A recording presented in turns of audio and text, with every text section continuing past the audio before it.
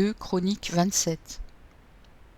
Jotham avait 25 ans lorsqu'il devint roi, et il régna 16 ans à Jérusalem. Sa mère s'appelait Jérusha, fille de Tsadok. Il fit ce qui est droit aux yeux de l'Éternel, entièrement comme avait fait Osias son père. Seulement il n'entra point dans le temple de l'Éternel, toutefois le peuple se corrompait encore. Jotham bâtit la porte supérieure de la maison de l'Éternel, et il fit beaucoup de constructions sur les murs de la colline. Il bâtit des villes dans la montagne de Juda, et des châteaux et des tours dans les bois. Il fut en guerre avec le roi des fils d'Ammon, et il l'emporta sur eux. Les fils d'Ammon lui donnèrent cette année-là 100 talents d'argent, 10 000 corps de froment et 10 000 d'orge, et ils lui en payèrent autant la seconde année et la troisième. Jotham devint puissant, parce qu'il affermit ses voies devant l'Éternel, son Dieu. Le reste des actions de Jotham, toutes ses guerres et tout ce qu'il a fait, cela est écrit dans le livre des rois d'Israël et de Juda. Il avait 25 ans lorsqu'il devint roi, et il régna 16 ans à Jérusalem.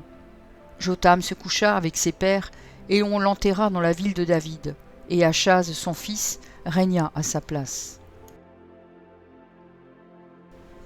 Ésaïe 9. Mais les ténèbres ne régneront pas toujours sur la terre où il y a maintenant des angoisses. Si les temps passés ont couvert d'opprobre le pays de Zabulon et le pays de Nephtali, les temps à venir couvriront de gloire la contrée voisine de la mer, au-delà du Jourdain, le territoire des Gentilles. Le peuple qui marchait dans les ténèbres voit une grande lumière. Sur ceux qui habitaient le pays de l'ombre de la mort, une lumière resplendit. Tu rends le peuple nombreux, tu lui accordes de grandes joies. Il se réjouit devant toi comme on se réjouit à la moisson, comme on pousse des cris d'allégresse au partage du butin. Car le joug qui pesait sur lui, le bâton qui frappait son dos, la verge de celui qui l'opprimait, tu les brises, comme à la journée de Madian. Car toute chaussure qu'on porte dans la mêlée et tout vêtement guerrier roulé dans le sang seront livrés aux flammes pour être dévorés par le feu. Car un enfant nous est né, un fils nous est donné, et la domination reposera sur son épaule. On l'appellera admirable, conseiller, Dieu puissant, Père éternel, Prince de la paix. Donner à l'empire de l'accroissement, et une paix sans fin au trône de David et à son royaume, l'affermir et le soutenir par le droit et par la justice, dès maintenant et à toujours. Voilà ce que fera le zèle de l'Éternel des armées. Le Seigneur envoie une parole à Jacob, elle tombe sur Israël. Tout le peuple en aura connaissance, Éphraïm et les habitants de Samarie, qui disent avec orgueil et fierté, « Des briques sont tombées, nous bâtirons en pierre de taille. Des sycomores ont été coupés, nous les remplacerons par des cèdres. » L'Éternel élèvera contre eux les ennemis de Rétzin, et il armera leurs ennemis. Les Syriens à l'Orient, les Philistins à l'Occident, et ils dévoreront Israël à pleine bouche. Malgré tout cela, sa colère ne s'apaise point, et sa main est encore étendue. Le peuple ne revient pas à celui qui le frappe, et il ne cherche pas l'Éternel des armées. Aussi l'Éternel arrachera d'Israël la tête et la queue, la branche de palmier et le roseau, en un seul jour. L'ancien et le magistrat, c'est la tête, et le prophète qui enseigne le mensonge, c'est la queue. Ceux qui conduisent ce peuple l'égarent, et ceux qui se laissent conduire se perdent. C'est pourquoi le Seigneur ne saurait se réjouir de leurs jeunes hommes, ni avoir pitié de leurs orphelins et de leurs veuves. Car tous sont des impies et des méchants, et toutes les bouches profèrent des infamies. Malgré tout cela, sa colère ne s'apaise point, et sa main est encore étendue. Car la méchanceté consume comme un feu qui dévore ronces et épines. Il embrase l'épaisseur de la forêt, d'où s'élèvent des colonnes de fumée. Par la colère de l'Éternel des armées, le pays est embrasé, et le peuple est comme la proie du feu, nul n'épargne son frère. On pille à droite et l'on a faim, on dévore à gauche et l'on n'est pas rassasié. Chacun dévore la chair de son bras. Manassé dévore Éphraïm, Éphraïm Manassé, et ensemble ils fondent sur Juda. Malgré tout cela, sa colère ne s'apaise point, et sa main est encore étendue. Ésaïe 10. Malheur à ceux qui prononcent des ordonnances iniques, et à ceux qui transcrivent des arrêts injustes, pour refuser justice aux pauvres et ravir leurs droits aux malheureux de mon peuple, pour faire des veuves leur proie et des orphelins leur butin. Que ferez-vous au jour du châtiment, et de la ruine qui du lointain fondra sur vous? Vers qui fuirez-vous pour avoir du secours, et où laisserez-vous votre gloire? Les uns seront courbés parmi les captifs, les autres tomberont parmi les morts. Malgré tout cela, sa colère ne s'apaise point, et sa main est encore étendue. Malheur à l'Assyrien, verge de ma colère. La verge dans sa main, c'est l'instrument de ma fureur. Je l'ai lâché contre une nation impie. Je l'ai fait marcher contre le peuple de mon courroux, pour qu'il se livre au pillage et fasse du butin, pour qu'il le foule aux pieds comme la boue des rues. Mais il n'en juge pas ainsi, et ce n'est pas là la pensée de son cœur.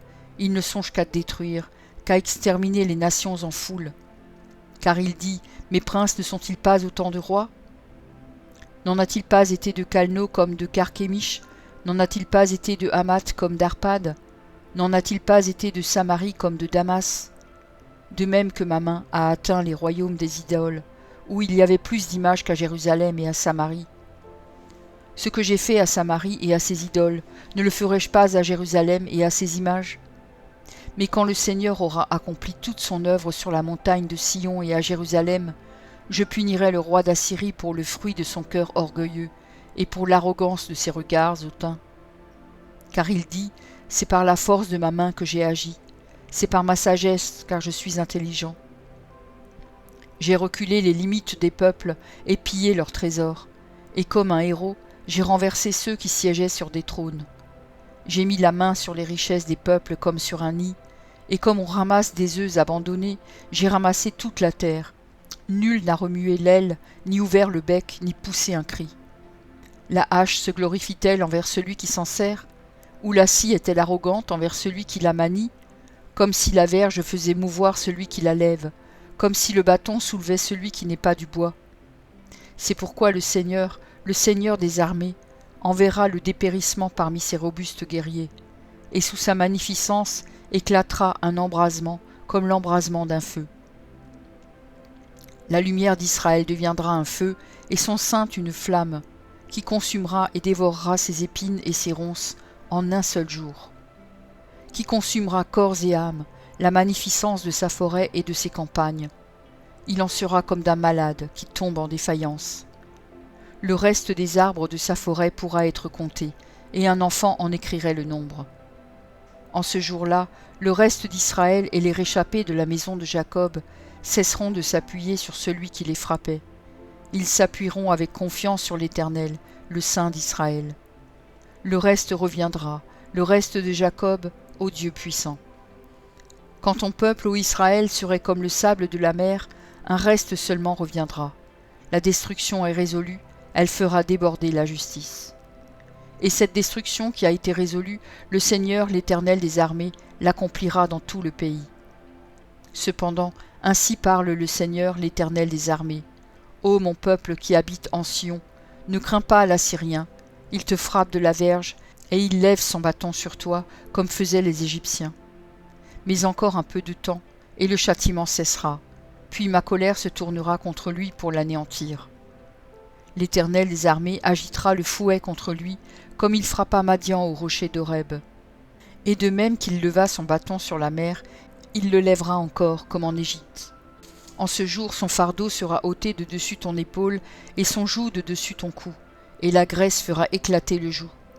Il marche sur Adjat, traverse Migron, laisse ses bagages à Micmash. Il passe le défilé, il couche à Géba, Rama tremble, Gibéa de Saül prend la fuite. Fais éclater ta voix, fille de Galim, prends garde, Laïs, malheur à toi, Anatoth. Madmena se disperse, les habitants de Gébim sont en fuite. Encore un jour de halte à Nob, et il menace de sa main la montagne de la fille de Sion, la colline de Jérusalem. Voici, le Seigneur, l'Éternel des armées, brise les rameaux avec violence. Les plus grands sont coupés, les plus élevés sont abattus. Il renverse avec le fer les taillis de la forêt, et le Liban tombe sous le puissant. Ésaïe 11. Puis un rameau sortira du tronc d'Isaïe, et un rejeton naîtra de ses racines. L'esprit de l'Éternel reposera sur lui, esprit de sagesse et d'intelligence, esprit de conseil et de force, esprit de connaissance et de crainte de l'Éternel. Il respirera la crainte de l'Éternel. Il ne jugera point sur l'apparence, il ne prononcera point sur un oui-dire. Mais il jugera les pauvres avec équité, et il prononcera avec droiture sur les malheureux de la terre. Il frappera la terre de sa parole comme d'une verge, et du souffle de ses lèvres il fera mourir le méchant. La justice sera la ceinture de ses flancs, et la fidélité la ceinture de ses reins. Le loup habitera avec l'agneau, et la panthère se couchera avec le chevreau.